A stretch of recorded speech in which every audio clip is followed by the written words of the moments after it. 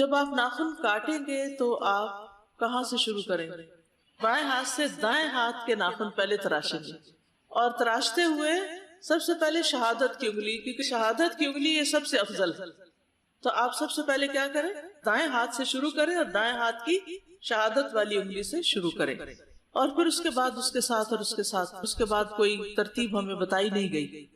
اور اگر آپ چھنگلیاں سے شروع کرنا چاہیں تب بھی ٹھیک ہے، لیکن یہ ہے کہ چونکہ یہ انگلی افضل ہے تو اس کا حق پہلے ہے، کیونکہ شہادت دیتی ہے اشہد ان لا الہ الا اللہ۔ تو جو بھی اللہ سبحانہ تعالیٰ کے ایک ہونے کی گواہی دیتا ہے وہ اس سے افضل ہے جو نہیں دیتا۔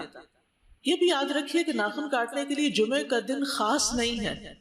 ہاں، جمعے کے دن آپ نہاتے ہیں، صفائی ستھرائی کرتے ہیں، تو ایک ٹائم ٹیبل بنانے کی غرض سے یا اپنی ایک روٹین سیٹ کرنے کی وجہ سے کہ ایوری فرائیڈے یا ایون ایوری سنڈے بھی جس دن آپ فارغ ہوتے ہیں، آپ اپنا ناشتہ کر کے ضروری کام کر کے پھر اس کے بعد آپ اپنی پرسنل ہائیجین، پرسنل ٹرمنگ اور صفائی ستھرائی، کیونکہ کچھ لوگوں کے چہرے پہ بال آ جاتے ہیں، ٹھوڑی پہ آ جاتے ہیں، مونچھیں آ جاتی ہیں، کچھ لوگوں کو جوئیں پڑ جاتی ہیں، پاؤں کے پیڈی کیور کی ضرورت ہوتی ہے، پاؤں کے ناخن کاٹنے کی ضرورت ہوتی ہے، تو روزانہ کے رش میں یہ کام نہیں ہو پاتے۔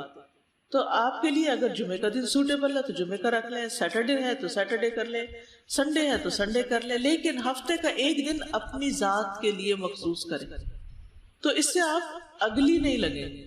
اگلی کا مطلب آتا ہے ان کلین اور ان ہائیجینک، یعنی گندے گندے نہیں لگیں گے، بلکہ کیا ہوں گے؟ صاف ستھرے لگیں گے، فریش لگیں گے۔